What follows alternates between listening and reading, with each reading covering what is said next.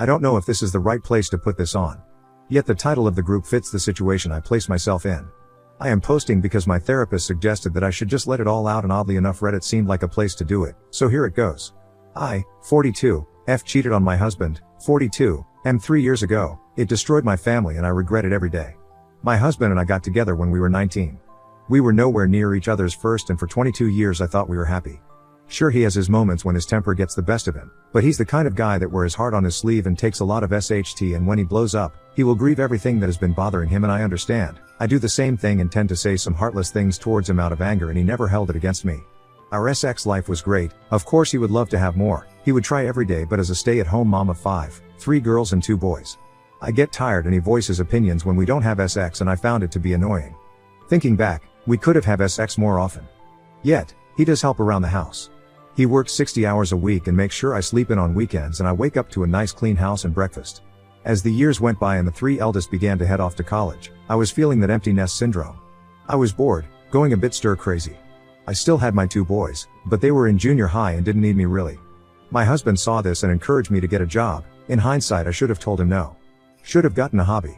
Should have done a lot of things differently. My husband is a bit stocky, slight overweight, but handsome. As for me, I seesaw between 150 to 210, depending on the year. When I started working again as a customer service rep, I was 160 and I felt great. I haven't been in the workforce in 21 years and it felt good to be back working. As the months went by, I began hanging out with the younger 25-year-old co-workers from the office that was encouraged by my husband because I lacked female companionship. I used to shove him to go hang out with his co-workers, so it was only fair that I did the same, and those girls put ideas in my head. They made me think that I could do better, made me think that my husband wasn't sexy enough, made me think that I was held back. Even one of my male co-workers stated that my husband is a beta pretending to be an alpha, and I ate it up.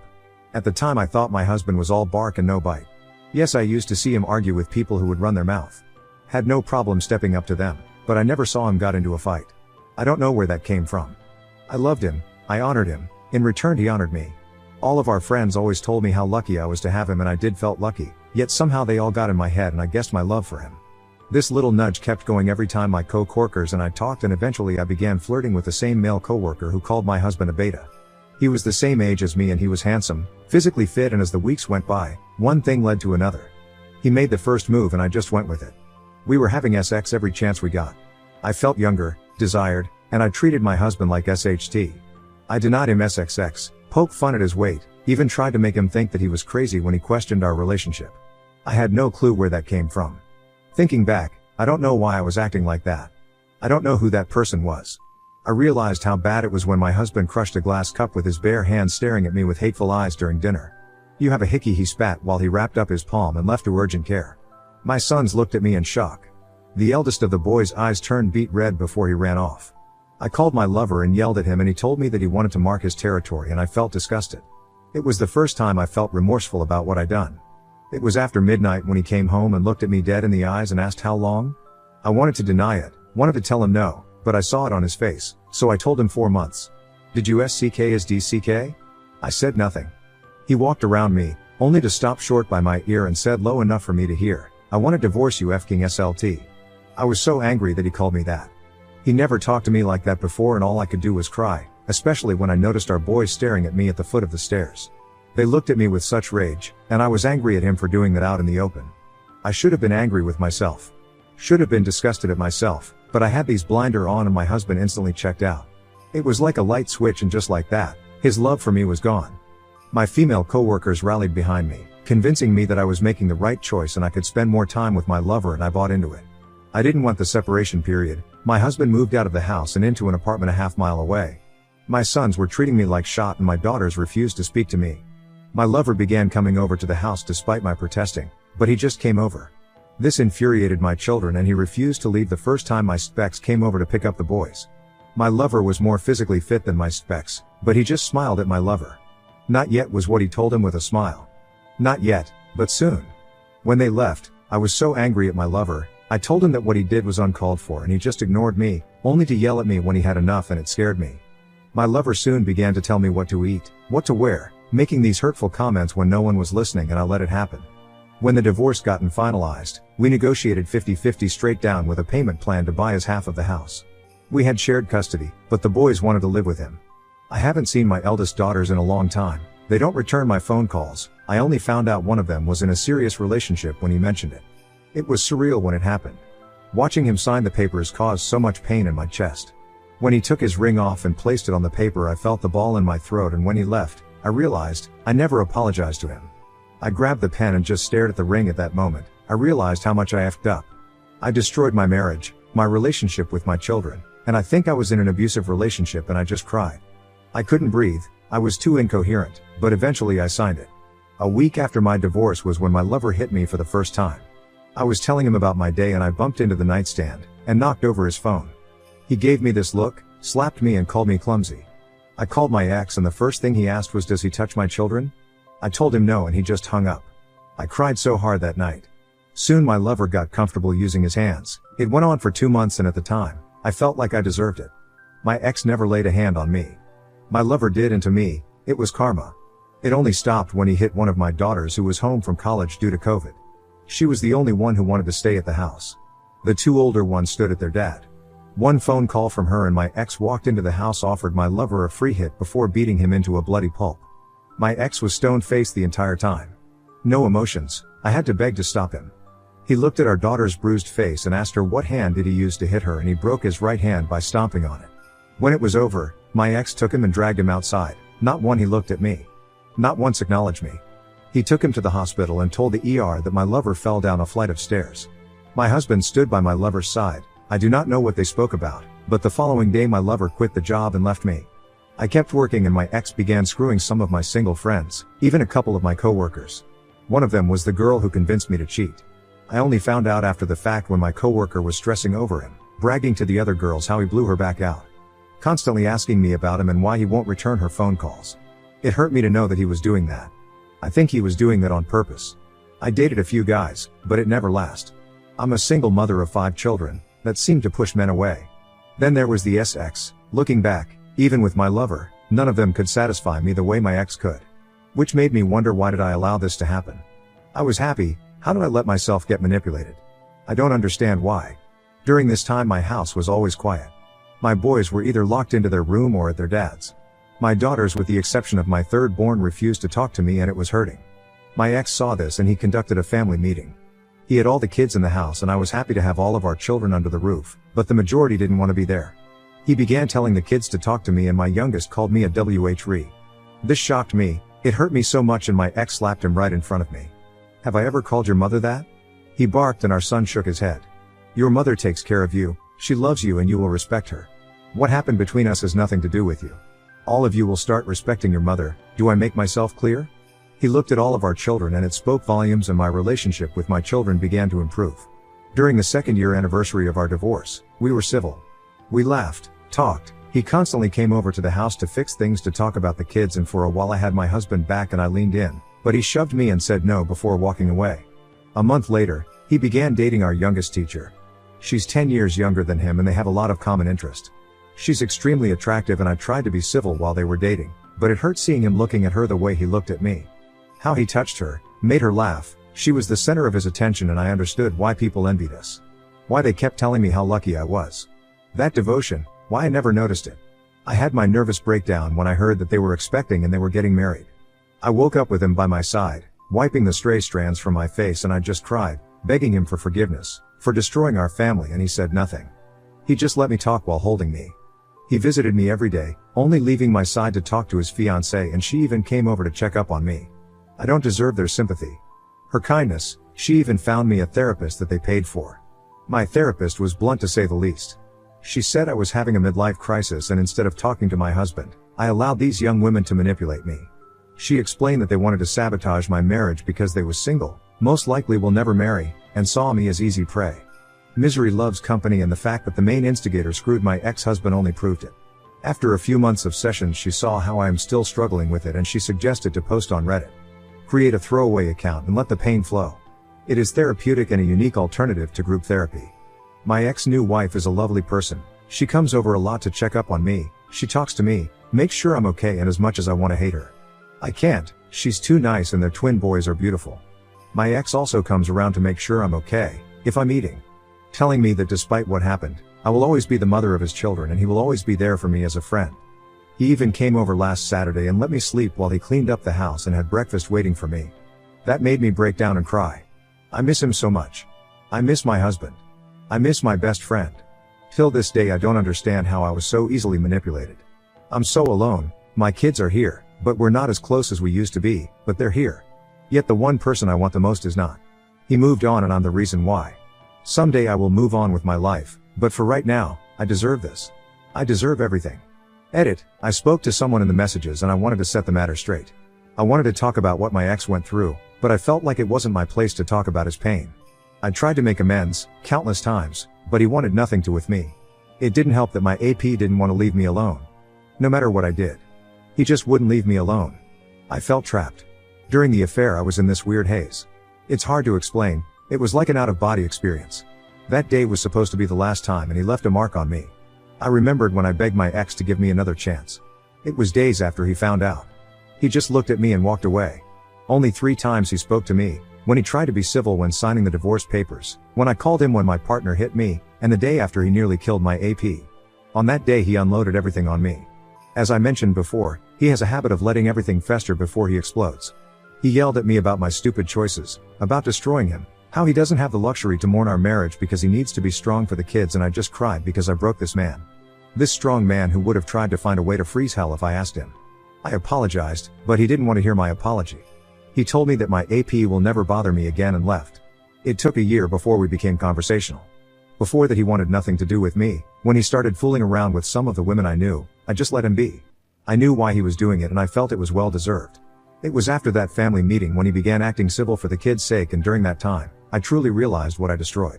After the family meeting, little by little my kids began to talk to me again. My youngest took the longest, but I tried. Oh God, did I try to make amends with the kids. I needed to fix what I broke with them. They were my top priority. As the kids saw my efforts they slowly opened up, but not as much. During that second year, seeing my kids laughing in the house while my ex-husband joked around or helping around with chores, cooking on the grill and dancing with the girls, I thought that if I made the effort, showing him how much I was sorry, that I could win him back. I did everything that I could, asked for couple counseling, to start over, wearing every outfit he bought me, his favorite perfume, had my hair just how he liked it, but he just ignored me. That's why I tried to kiss him that day.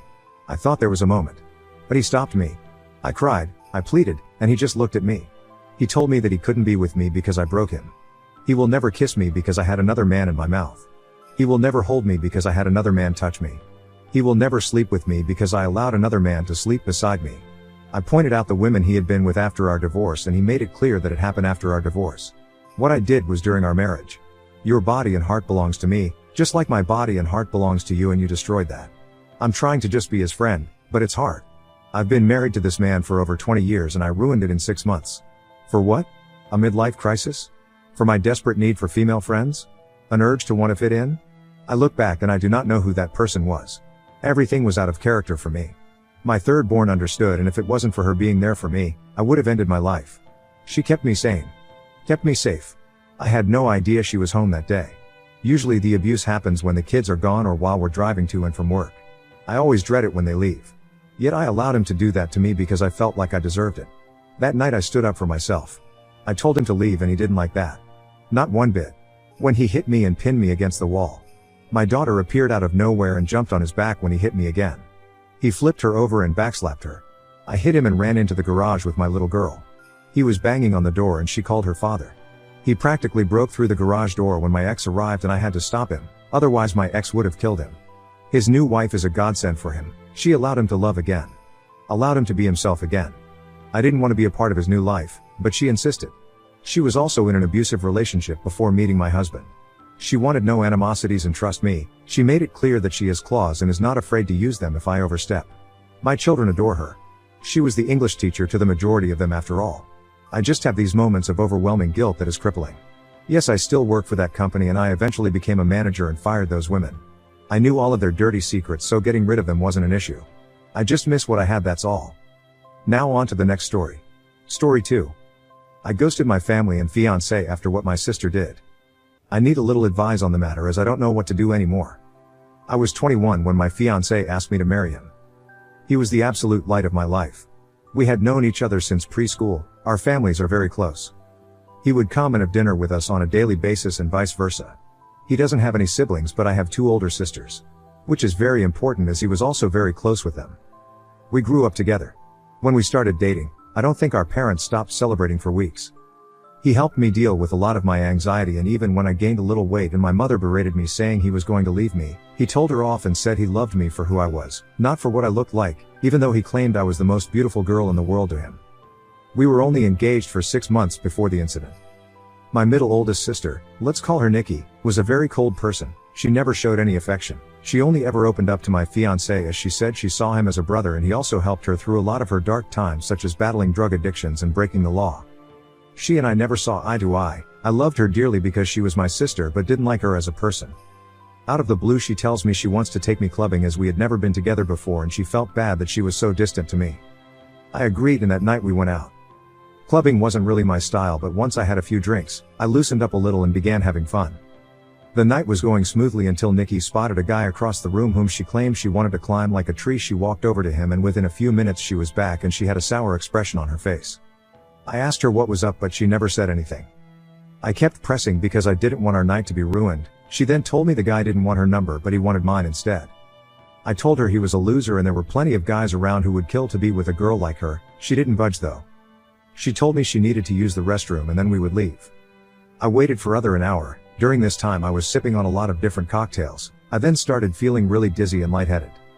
I figured I'd just cab it home as I was certain Nikki had left. On the way out though, I bumped into a friend of Nikki's whom she had briefly dated. He asked me if I needed a hand to my car and I explained I was getting a cab. He said he was getting ready to leave and we could share one. I told him okay and we walked out of the club together and into the first cab we saw. I tried to find my phone in my purse but I felt myself getting dizzier and dizzier. I don't remember what happened next as I blacked out, and the next morning I woke up on a hard sofa, my head pounding. When I came to, I realized I was in Nikki's friend's house and my phone was sitting on the glass table in front of me, but it was flat. When he noticed I was awake he offered some tablets and water and explained that I had passed out in the cab and he didn't remember my parents' address, so he just picked me up and took me back here where he laid me on the sofa. I told him I needed to go home as my fiancée would be worried. He called a cab and I left. When I arrived at my parents' house, my mother, father, Nikki, my fiancé and his parents were all standing in the living room. I thought they were worried about me, but the instant I opened my mouth my fiancé asked how could I do this to him? I tried to explain that my phone went flat, but he then went on screaming about how could I cheat on him. I was baffled. Why would he think that? I tried to explain the night's events but I kept getting cut off. Nikki then chimed in and said I was a lying ass and how could I be so heartless to a man who has been there for me through thick and thin. She went on to say I kept flirting with random guys all night, and then when she went to the bathroom, she saw me leave with her friend. I told her what had happened and she showed me photos on her phone where as we were leaving, his hand was on my back ushering me outside. Yes, the photo did look horrible and I was so drunk I didn't even realize his hand was on my back at all. My fiancé was so angry, he kept shouting and his mom and mine were both crying. I then asked Nikki to call her friend and he would confirm nothing happened, but when she called him, he told a completely different story. He said I begged him to take me back to his, and when he did, we slept together multiple times. I saw red and started crying and yelling at Nikki because I knew she had organized this whole thing to make me look bad. I begged my fiancé to believe me, but he just shook his head and left. When everyone had cleared out, my mother slapped me across the face and told me to get out. I left and went to a friend's house where I stayed for a few nights. During those nights I called my fiancé crying and pleading with him to believe me that nothing happened, but it all fell on deaf ears as he never returned any of my calls or texts. My mom texted me and told me she was kicking me out and that she couldn't believe I would do such a thing, and a lot of hurtful other slurs I don't think I could repeat here. She didn't even give me time to get my things as she threw everything out. I was now homeless. None of my family would take me in, as they chose my fiancé and mother's side. I was homeless and single in less than a day and a half. My entire world had been taken away because of Nikki's lies. Now for weeks I tried everything to get my fiancé back and my family.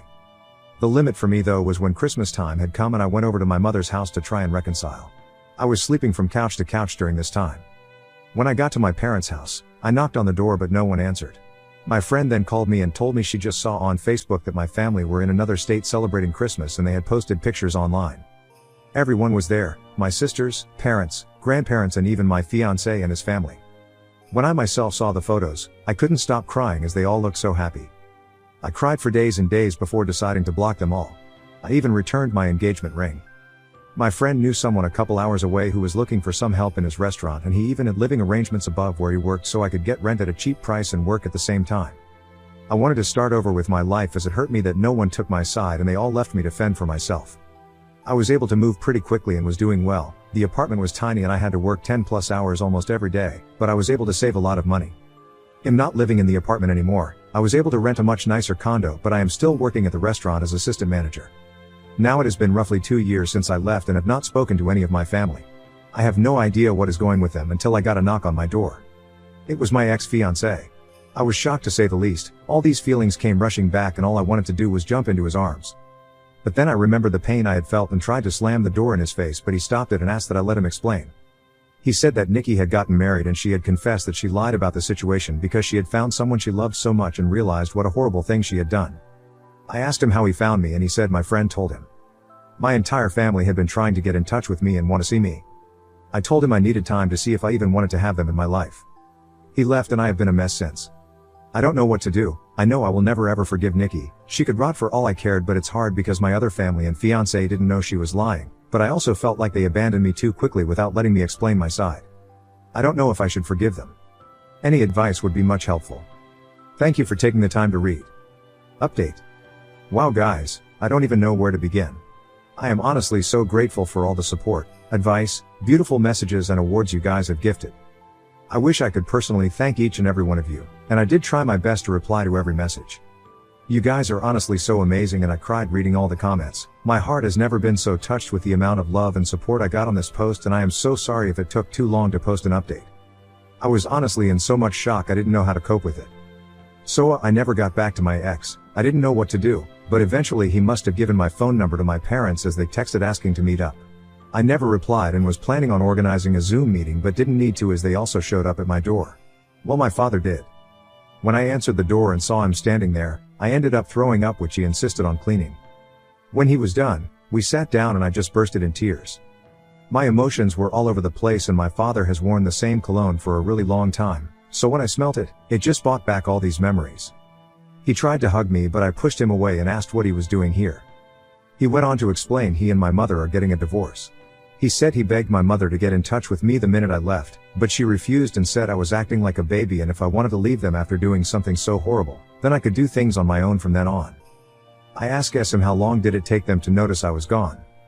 He said they arrived back home after New Year's Eve and were planning on inviting me over so we could talk. That's when they got in touch with my friend and she told them I left and she didn't know where I was. I asked him why didn't he listen to my side of the story and why did they throw me away so easily. He just started crying. He said he never meant for things to get so out of hand and he wishes more than anything he could take it all back.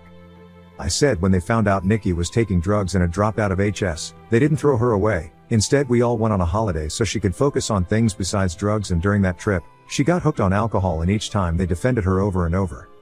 He said he had no idea my mother was going to kick me out. He thought it was going to be for a few days but then they decided last minute to spend Christmas out of state. My mother apparently promised him I would be allowed back home after they got back. I said she threw away all my stuff but he said everything was still there and she lied about that. I asked him what has happened to Nikki and he said she is dead to him. He wants nothing to do with her but my mother has been crying to him, asking to forgive Nikki as she is not well and they had already lost one daughter, they cannot lose two. He blocked my mother and Nikki and has been on my ex's case about finding me. My ex caved in when my dad said he blocked my mother and Nikki and told him where I lived. I asked that he never show up again unless I give him permission and he agreed. He asked what would happen now and I said I really don't know and that he hurt me really bad. I then just went into detail about how much he hurt me and what it felt like seeing them so happy without me and how hard it has been. We were both crying by the end of it, but I was really glad I got it all out. It felt like a huge weight had been lifted off my shoulders. My dad then said he knew a few places around the area and would help get me a better apartment, and he said he would help get a better job, but I told him I wouldn't be leaving this job as my boss helped me out so much and I wanted to repay him at all costs. I said I didn't want him to do anything for me, but I said I do want to reconcile, but it has to be on my own terms and it is going to take a very, very long time to trust him again, and I may never trust him again. He said he would do anything to make up for what he did. I asked him why Nikki did this and if she said anything about it.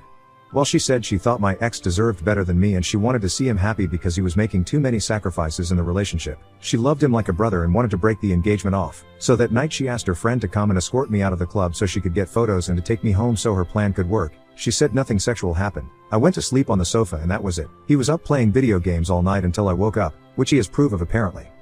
My dad was planning on getting my stuff from my mother's house and bringing it to me, but I told him I didn't want those things anymore. I then went to ask about Nikki's husband and he said my mother has been hush-hush with the entire situation, but he had his number and wrote it down for me. After my dad left, I decided to call Nikki's husband. I was sweating the entire time and felt so sick. What if I could hear her in the background? Well, anyhow, when he picked up, I just spit everything out, which I deeply regret because I should have eased into it for him. He sounded really confused and I explained the entire situation again. I even went into detail about her drug and alcohol problems. I was honestly expecting him to curse me out and defend Nikki. Instead, he let out a long sigh and, well, turns out, he had a feeling she wasn't exactly innocent. Turns out her and his sister have been having problems and she has been spouting non-stop lies about his sister and has caused a huge rift between them. His sister didn't even attend their wedding.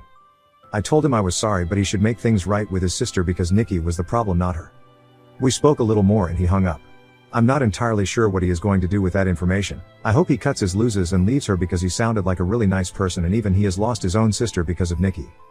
So I have decided to reconcile with my dad. My mother has always run the show their entire marriage, so the fact he is putting his foot down and divorcing her and going NC with Nikki shows he is serious about wanting to make amends.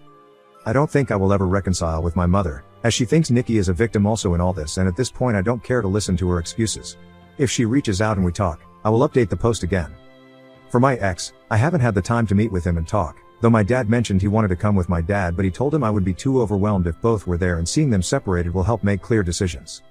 He also mentioned my ex was arrested for assaulting Nikki's friend who lied about the entire situation. He was being charged, but the charges were dropped a few days later. I will update the post again, when I have time to speak to my ex. Thank you guys for your being so patient and so caring and just amazing.